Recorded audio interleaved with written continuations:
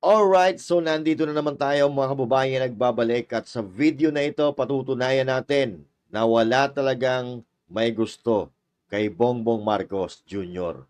Kung mayroon, iilan lang yan. Dahil dito mga kababayan, patutunayan natin na nanalo si Marcos Jr.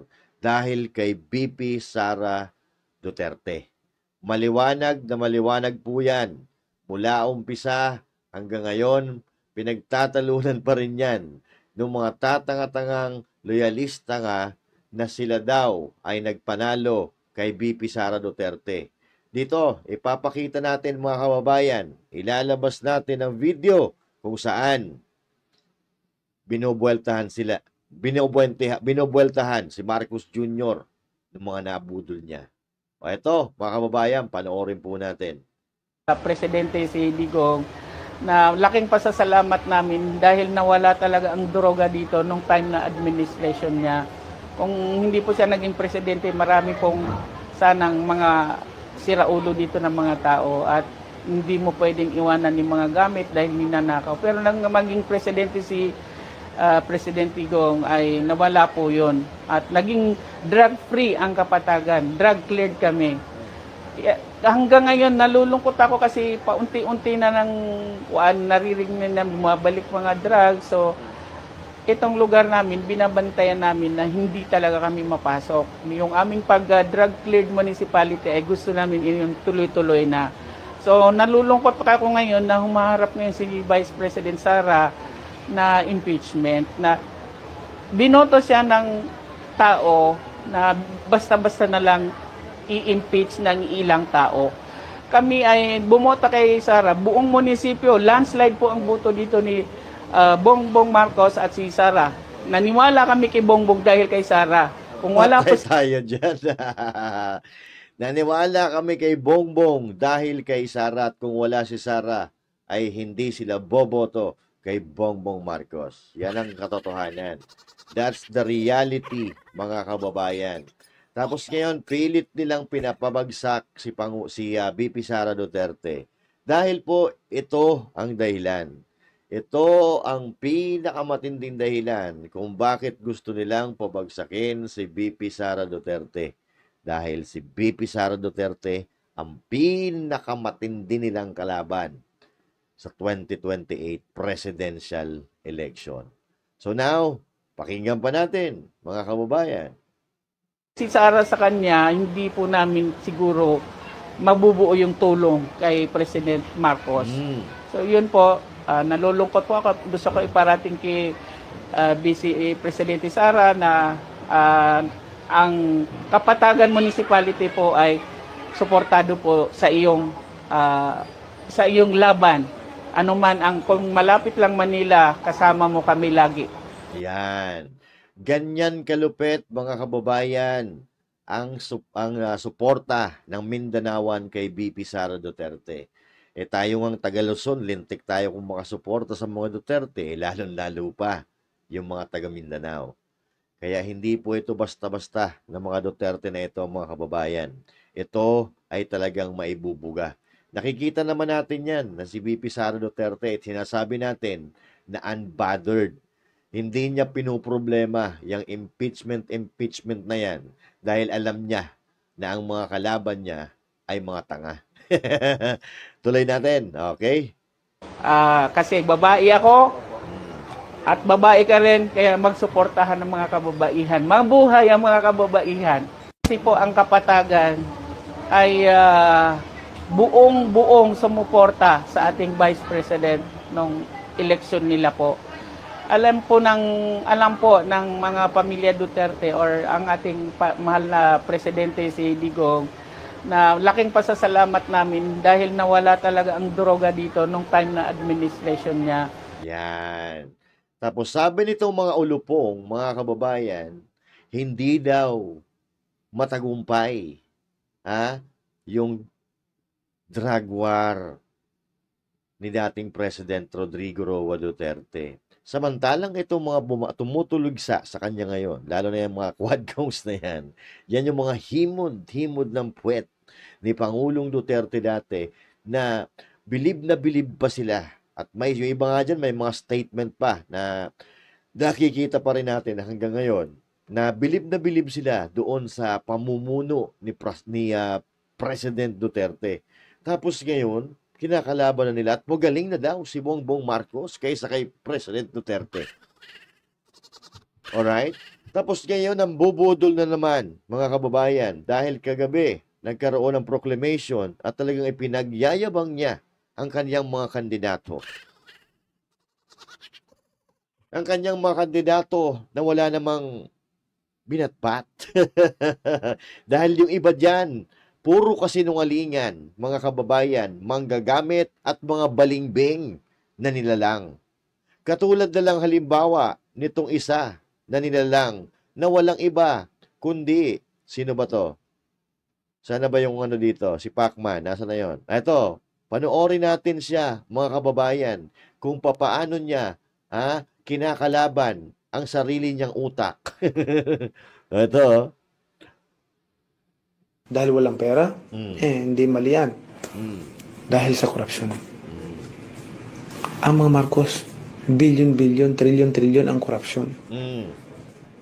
Tapos ibubuto natin. Talagang ang talino natin. Di ba? Ang talino talaga natin. A few moments later. Lagi nating sinisisi ang pamilya Marcos pagdating sa korupsyon. Hindi ba natin nakikita na sa panahon ng Marcos, ang bansa natin number 1 sa ekonomiya? May kurap pa. Hirap ang bansa natin. Dahil walang pera, hindi mali yan. Dahil sa korupsyon. Ang mga Marcos, billion, trillion ang korupsyon. Patay tayo dyan. Oh, Marcos Jr., anong masasabi mo dyan sa pinagmamalaki mo na tawag dito, hindi ordinaryong kandidato? Hindi ordinaryo eh. Alam mo, Manny Pacquiao, kung ako sa'yo, mag-boxing ka na lang eh. Hindi ka talaga nababagay sa politika eh, ho? Oo. Malayong malayo ka. Mga kababayan, walang asenso ang Pilipino, ang bansang Pilipinas, kung yung politikong ganito, na pati sarili niya confused siya eh. Alam mo, baka nag-aalala ako, baka mag-away sila ng sarili niya.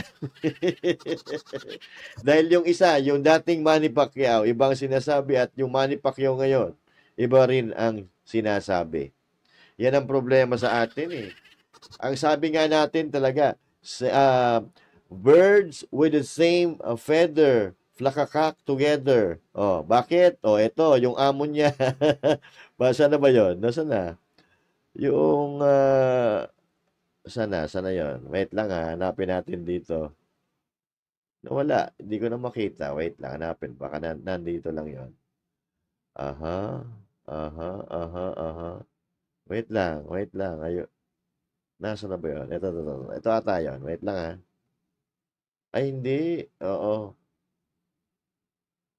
Sana yun? Nawala.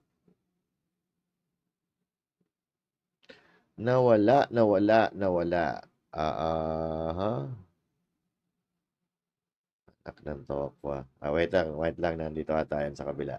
Alright, hanapin natin ito. Ito pala eh. Ito pala, yung kalokohan ng Tito Bongbong mo. Alright? So, noong mga kababayan, di ba, hindi siya, hindi siya uma-attend ng mga debate. Okay?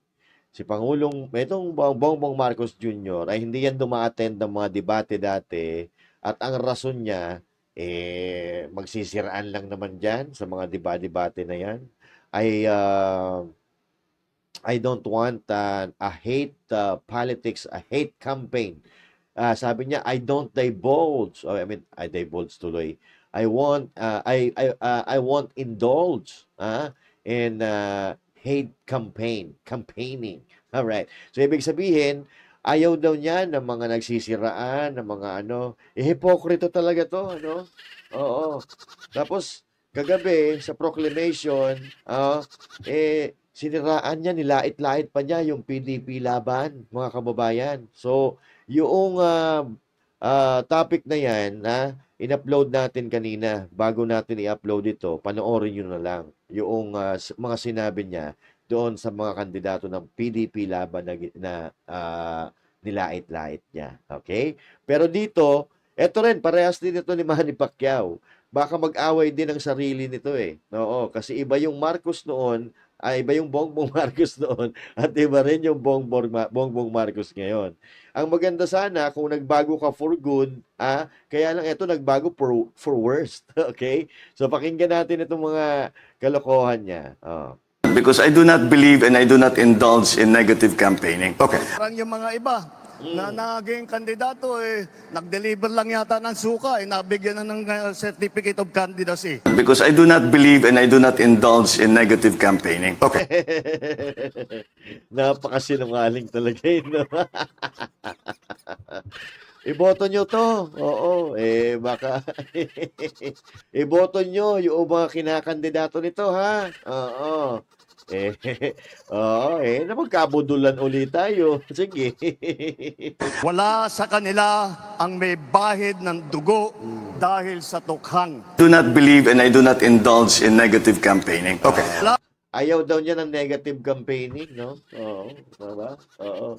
Una, 20 pesos na bigas, pinangako niya. Oo. Una, sabi niya, hindi daw niya papapasukin ng mga Amerikanong sundalo sa Pilipinas, pero pinapasok niya. Sabi niya, pabababain niya mga presyo ng mga bigas, di ba? Ang sabi niya, magpapagawa sila ng 1 milyong bahay sa isang taon. Nasaan yan yung milyon bahay na ipapagawa mo, Marcos Jr.? Uy, anak ng toko, ayan, no? Sa kanilang kasabwat sa pagbulsa ng sako-sakong pera, pinagsamantalaan ang krisis ng pandemya, pinabaya. Sana kaya yung sakong pera na yun eh. Sinasako na pala pera ngayon. Hindi naman stress na siya. Ang ating mga kababayan na magkasakit at mamatay. Do not Alam nyo mga kababayan, no? believe and I do Sabi niya, pinabayaan ng dating administrasyon yung mga kababayan natin mamatay sa pandemya. Anak ng toko, kung ikaw yung presidente ng pandemya, baka lahat tayo dito ubos na. Sa karakas mong yan, sa style mong yan, puta 3 taon ka na nga dito sa panunungkulan mo, wala ka pang nagagawa eh. Tapos yung Duterte, ang daming infrastructure, ang daming nagawa sa Pilipinas, sisiraan mo, tapos ayaw mo ng negative campaigning. Hate campaigning. do not indulge in negative campaigning. Okay. Wala sa kanila ang mga pumapalakpak sa China at natutuwa pa kapag tayo ay binobomba ng tubig. Do not believe and I do not indulge in negative campaigning. Okay. Tapo sa kanila ang tilang sakristan ng isang bulaang propeta na nasasakdal dahil sa pagyurak sa ating kabataan. Do not believe Yan. and I do not indulge in negative campaigning. Okay. Yan. Ang tinutukoy niya dito, mga kababayan, ay si Pastor Apollo Sikibuloy. Okay? Na alam naman natin, tayong mga nakakakilala kay Pastor Apollo Sikibuloy na lahat ng itong binibintang nila ay kasinungalingan. Alam niyo kung bakit? Dahil si Pastor Apollo Sikibuloy ay #1 na supporter ng mga Duterte at si Pastor Apollo Kibuloy ay nagpapanalo ng kandidato na ipanangalo nga siya eh. Dahil sinuportahan siya ng KOJC. Pero ngayon, ano ang sinusukli niya? Sinisiraan niya si Pastor Apollo Sikibuloy, sinisira ang pangalan para hindi mapunta diyan sa Senado dahil alam niya na pag si Pastor Apollo Sikibuloy napunta sa Senado, patay kang bata ka. Hindi ka na makakapagsubi ng confidential funds. Hindi ka na makakapagsubi diyan sa akap-akap na yan. Kayo ng mga alipores mo at ng mga pinsan mo pa. So ito, mga kababayan, lahat ng mga pinagsasabi nito ni Bongbong Marcos Jr. Kasinungalingan. Mula umpisa na patunayan na natin yan, mga kababayan. Itong binabato nila kay Pastor Apollo Sikibuloy, lahat yan ay kasinungalingan. Kung mayroong magsasabi na si Pastor Apollo Kibuloy ay tulad ng gusto nilang ibintang at gusto nilang iparatang kay Pastor Apollo Kibuloy, kung mayroon man magsasabi niyan, yung mga nakakakilala sa kanya, yung mga taga Mindanao. Pero bakit ang mga taga Mindanao ay mahal na mahal si Pastor Apollo Kibuloy? Alam niyo kung bakit? Dahil lahat ng binabato sa kanya ay lahat kasinungalingan. At patutunayan yan ng isang Muslim, mga kababayan. Hindi niya kasama ito sa kanyang sekta o relihiyon, pero ipinagtatanggol si Pastor Apollo Kibuloy. Ang mga Muslim, mga kababayan, ay galit na galit yan sa pang-aabuso. At ang binibintang nila kay Pastor Apollo Kibuloy ng aabuso ng kababaihan, which is malayo sa katotohanan dahil napakaraming kababaihan na magaganda, maayos ang itsura dyan sa Kingdom of Jesus Christ, at kung totoo ang kanilang sinasabi, magtatagal pa yung mga miyembro na yan. At pakinggan po natin, mga kababayan, ang sasabihin ng isang Muslim at ipagtatanggol si Pastor Apollo Kibuloy. Si Pastor Kibuloy po, isang mabuting tao. Yun po yun. Yun po ang alam namin. Alam mo po, ang hinihiling po namin, ang nasa puso namin, sana po lalabas ang katotohanan. Sana po maramdaman ng lahat na si Pastor Kibuloy po ay totoong tao. Yun po ang masasabi namin. Alam ko po magagawa niya, na wish ko po mapagkaisa niya ang lahat ng tribo sa buong Pilipinas. Alam po namin, kahit po kami isang Muslim, si Pastor Kibuloy po, isang Kristiyano, mahal na mahal namin po si Pastor Kibuloy dahil totoo po siyang tao. Si Pastor Kibuloy. Ayon, mga kababayan. Kung sino man ang higit na nakakakilala sa iyo, walang iba kundi ang kapitbahay mong Marites. Pero hindi ko sinasabing Marites. Alam ko, mayor ito eh. Mayor ito dyan sa Mindanao. Pinagtanggol na si Pastor Apollo Kibuloy. Sino pa paniwalaan natin? Si Bongbong Marcos o ito? Diba? Si Bongbong Marcos at ang kanyang mga alipores ay halatang-halata na namumulitika lang. Okay? Dahil alam nila na tagilid ang laban nila ngayong midterm election, mga kababayan. Alam nila yan. Dahil nakikita nila yan sa mga comments ng mga netizens, nakikita nila yan sa mga reaction ng mga tao, nakikita nila yan. Kaya nga nagdo-double time sila sa paninira sa kanilang mga kalaban, di ba? Para nang sa ganun, kahit papaano, mabawas-bawasan ang boto ng kanilang mga kalaban kahit hindi sa kanila boboto. Sisiraan nila sisiraan. Tulad ni Pastor Apollo Kibuloy. At ito pa, maging mga ordinaryong Pilipino, mga kababayan, ay naniniwala kay Pastor Apollo Kibuloy at siya naman talaga ay ipinagtatanggol. Panoorin natin to. Pero pati si Kibuloy, ito, si Kibuloy, ang tumulong. Si Kibuloy, ang tumulong. Naharangan po, hindi tayo pinapapasok dun sa mismong exam, ay sa mismong bulbang. Kahit pagkasal ka, hindi pagkikita ng Diyos. Alam mo, pinuntahan na ni si Kibuloy, libre. Kinumpahan niya na. Pero mo si Kibuloy, hasta dito, pinakulong ka na. Isipin mo yung tao, tumulong sa'yo. Bakit mo binudol? Lahat pa ng trafficking, kung ano-anong etcetera rape. Paano mo re-raping yung babae na walang tamot? Mali yan!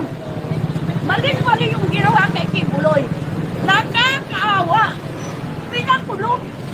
Kasi siya nangumpanya kay Marcos. Nandun kami. Ako lalo na volunteer kay Marcos. Akala ko naman, mabait siya. Kasi yung ama niya noong araw. Pero pati si Kibuloy. Yan. Okay? Yan mga babayan. Ordinaryong Pilipino at nakasaksi sa pinagagawa mismo ni Marcos Jr. Totoo yung sinasabi niya, mga kababayan, na ikinampanya ni Pastor si Marcos Jr. Ikinampanya ng KOJC, ginamit yung mga bus, ginamit yung chopper, at kung ano-anong resources ang ipinagamit ng KOJC ni Pastor Apollo Sikibuloy nang walang kapalit. Pero, ito lang pala isusukli, no? Tinanggalan ng prangkisa o pilit na tinatanggal yung prangkisa ng SMNI sa hindi malamang dahilan. Dahil sila ay pumupuna, si Marcos Jr. at ang gobyerno niya ay nasasaktan. Kaya pinag-initan ng SMNI, pati yung mga social media accounts na milyon-milyon ang subscribers at ang followers, pinagte-take down nila, mga kababayan. Ginawan nila ng paraan para pahinain ng SMNI dahil ang SMNI ay #1 supporter ng mga Duterte. He knows that dahil isa siya sa pinanalo ni Pastor Apollo Sikibuloy, KOJC at ng SMNI. Hindi naman natin binibigyan credit lahat kay Pastor Apollo Sikibuloy at kay Pastor Apollo Sikibuloy dahil meron din naman dyan ibang relihiyon na sumuporta naman talaga at nabudol ni Marcos Jr. Pero ito mga kababayan na ipinakita ko sa inyo, malinaw na kasinungalingan ang pinagagawa ng Marcos administration na ito. Hindi pa nga si Pastor Apollo Kibuloy, kung tutuusin, bintang pa lang ang ginagawa sa kanya, wala pang kaso, hindi pa napapatunayan, pero nakakulong. 'Di ba? Samantalang yung si Franz Castro na ginagamit nilang aso, child abuser, convicted, pero nasa laya at napakaingay pa rin dyan sa Kongreso. Mga kababayan, kayo na po ang mag-analyze, kayo na ang humusga. Dahil naggagamitan na sila, nagsasabwatan ang mga kaliwa, mga taga-gobyerno, para pabagsakin ang kanilang mga kritiko at ang kanilang makakalaban sa politika. Kaya nga, sa atin, mga kababayan, eto lang. Pastor Kibuloy, ang iboto sa balota. Number 53, ipanalo natin siya. Yeah! Ayan. Kaya wag na wag po tayong maniniwala sa mga paninira. You can research, mga kababayan. Pwede tayong mag-research, tingnan natin yung track record. Wag na po tayong magpabudol. Wag na po tayong maniniwala sa mga nang-uuto. Dahil maliwanag na noong 2022 election, milyon-milyon ang nauto at nabudol. At ngayon na nga, mga kababayan, nasungkit na nila ang kanilang pinapangarap, iniwan na nila, kinalaban na nila yung tao na itinuring silang kaibigan at ipinanalo sa halalan. Trinidor nila si VP Sara Duterte at yung mga botante na dahil kay VP Sara Duterte, ibinoto siya or si Bongbong Marcos Jr. Mga kababayan, magbatsyag po tayo, makiramdam. Gamitin natin ang ating isipan para hindi tayo mapapaglalangan at hindi po tayo nadadala ng mga kasinungalingan na gamit nilang teknik para sila ay manatili diyan sa kanilang upuan. Wag. No. Basta tayo, doon lang tayo sa totoo, doon lang tayo sa tama, doon lang tayo sa nakakatulong sa mga Pilipino. Sa tingin nyo, nakakatulong ba sila ngayon? I don't think so. Mga kababayan, magkita-kita po tayo muli sa susunod natin mga uploads. And once again, this is Master Judeas and thank you. God bless you all. And to God be the glory. Magandang araw po sa inyong lahat.